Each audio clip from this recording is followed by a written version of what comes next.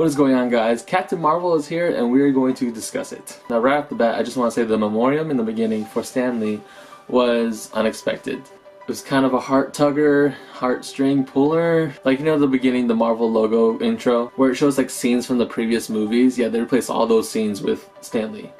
Now I was just watching there like... Alright, so Captain Marvel, was this a good movie? Was it good? Yes. Was it coming into its opening weekend with some controversy? Oh yeah.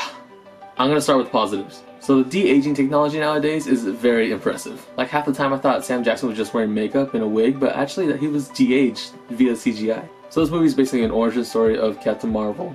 Kind of shows you how she got her powers, how she became to be the person that she is today, even though she's missing some pieces of her past. Gives you a little backstory of the life that she used to have on Earth, and then just a little snippet of how she has it in space. Stan Lee's cameo in this movie was simple, subtle, kind of sad. The soundtrack of this movie, if you're a 90s baby or you grew up in the 90s, then you'll definitely love this movie for the soundtrack.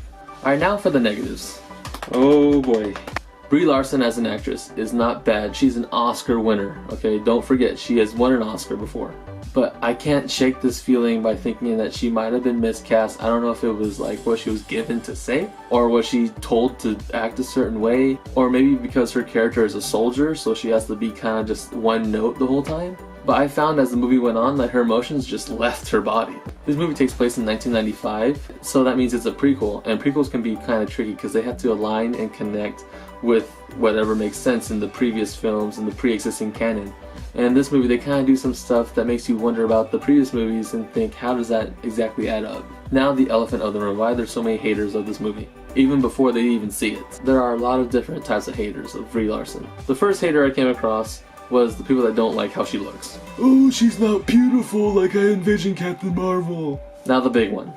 So Brie Larson's been under some heat because of some things she said about her audience. She said most of the people that were reviewing her, most of the people that see her are white males. Now what she said after that is what triggered like the entire community. What she said was she wants to make it more inclusive for women and people of color. And in another interview to defend herself, she tried saying stuff like, I don't want to take anybody's seat away, I just want to add more seats to the table. And those seats being people of color and women. Like, she wants more diversity in the art that she's crafting, you know? But of course, it was blown up into the wrong proportions. People took it the wrong way. And people don't read into articles. They just see a headline and they're like, you know what? Yeah, I don't like her now.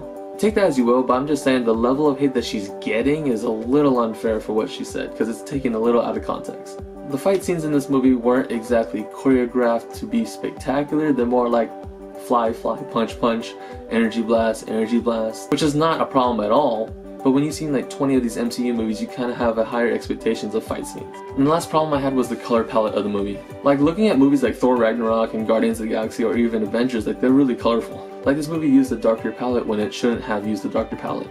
But even after all that, I still enjoyed this movie. It's not exactly Avengers 1, Infinity War, or Captain America 3 status, but it's more along the lines of like Cap 1, Thor, Ant-Man, you know, those types of movies. It's a solid intro to the MCU's strongest heroine, with some good CGI, some pretty good world building with the Kree versus Skrull war going on, with some flaws, but it has a really awesome soundtrack. So yeah, if you're a fan of the MCU, you should definitely see this movie so you can get caught up with everything right before Avengers Endgame. Or if you're a fan of superhero movies in general and you want to see another introduction to a new character, yes, you should totally see this movie.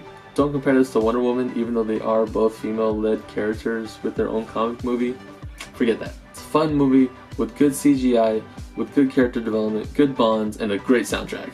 Does it have flaws? Yes. Does the color palette look bland? Yes. Do they misuse their characters to an extent? Yes. Does this prequel present some problems with continuity with the overall story? Yes. Does Captain Marvel need to step it up for the next time I see her as Captain Marvel? Yes. I just hope I warmed up to Brie Larson's Captain Marvel in the future. I'm gonna have to give Captain Marvel, without letting my bias get in the way, I'm gonna give it about a 3.5. It was a solid new introduction to a new character, but with all the flaws that I said, but also the good things that I said. Also, do not forget, there are 2 post-credit scenes, one in the middle of the credits, one at the very end of the credits. The first one is the more important one, sets up something in the future. Don't want to spoil it for you, just wait, do not move if you haven't seen this movie yet.